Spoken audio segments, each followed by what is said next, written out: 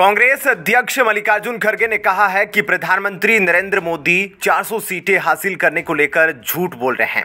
उन्होंने पहले भी झूठ बोला और फिर बोल रहे हैं। खड़गे ने कहा कि लोकसभा चुनाव में मंगलसूत्र, मछली और मुसलमान जैसे मुद्दों से ध्रुवीकरण नहीं होने वाला है।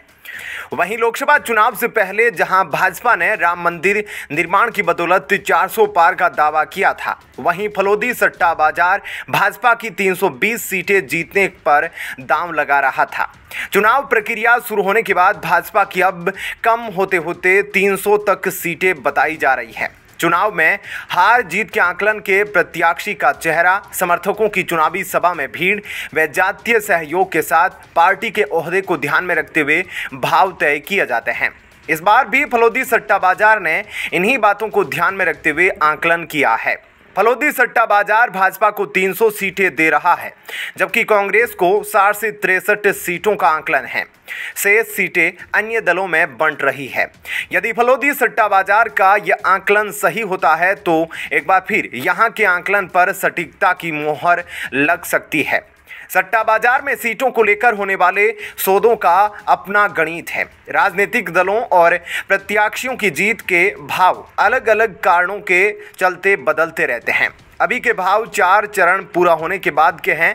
3 चरण और होने के बाद चुनावी आकलन में सीटों की संख्या घट या बढ़ सकती है। लोकसभा चुनाव में अधिक दिलचस्पी नहीं होने से कोई बड़े दांव नहीं लग रहे हैं।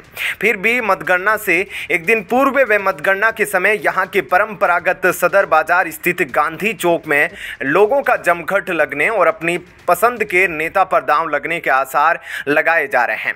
चुनाव हो या फिर बारिश का मौसम और क्रिकेट व फुटबॉल के मैच क्यों ना हो, फलोदी के लोगों का आकलन हमेशा सटीक निकलता है। यहाँ के आकलन के दम पर करोड़ों रुपए के दांव लगने की परंपरा ने इस क्षेत्र को जहां प्रसिद्धि दिलाई है, वहीं इसी समता को सट्टा बाजार के नाम से जोड़कर बदनाम भी किया जा रहा है। कुछ व्यक्ति इस सटीक आकलन पर करोड़ों रुपए के दांव लगाकर सट्टा बाजार पर मुहर भी लगाते हैं। फलोदी सट्टा बाजार में शुरुआत में बरसात पर चर्चा होती थी और यहाँ के लोग आकाश से देखकर बारिश का अनुमान लगा देते थे और इसी के अनुसार ही अपनी खेती किसानी करने का निर्णय भी करते थे। करीब 3 दशक पहले कुछ लोगों के मुंबई में संपर्क हुए और वहां से चुनावों, क्रिकेट व फुटबॉल मैच और विधानसभा, लोकसभा, पंचायत समिति व नगर परिषद के चुनावों पर भी सट्टा करने की परंपरा का जन्म हुआ। इसमें भी सटीक आकलन से फलोदी के सट्टा बाजार पर लोगों का भरोसा जमने लगा।